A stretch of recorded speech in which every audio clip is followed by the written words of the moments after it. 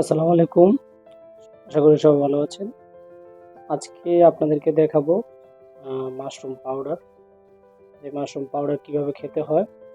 এটা হচ্ছে Ganoderma, গ্যানোসিলিয়াম lucidum powder, আর এটা হচ্ছে আপনার ঋষিগ্যানো পাউডার। তো একটা হচ্ছে আপনার এটা যেটা দেখতেছেন, এই যে মেরুন কালার, এটা হচ্ছে আপনার 90 দিনের মাশরুম, 3 মাসের মাশরুম। আর এই ক্রিমি কালার যেটা দেখতেছেন সেটা হচ্ছে আপনার 18 দিনের মাশরুম। তো এই দুটিকে একসাথে আমি একটি গ্লাসে নিয়েছি। তো গ্লাসে নেওয়ার পরে এটাতে আমি একটু গরম পানি দিয়ে দেব।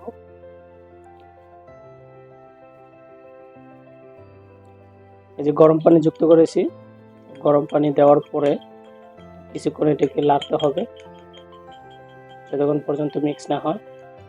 আপনাদেরকে বলে নিই, যারা হচ্ছে মাশরুম পাউডার এখনো খাননি তারা কিন্তু দৈনিক 2 বার করে যদি মাশরুম পাউডার খান তাহলে কিন্তু আপনাদের জন্য অনেক, শরীরের জন্য অনেক উপকারিতা।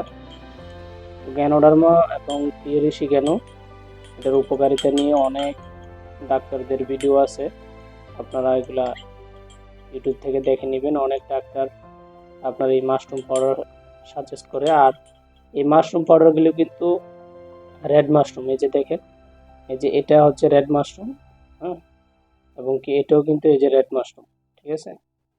তো এই মাশরুমের উপকারিতাগুলো কিন্তু অনেক। তো এটাকে আপনার গ্যানোডার্মা নামে পরিচিত।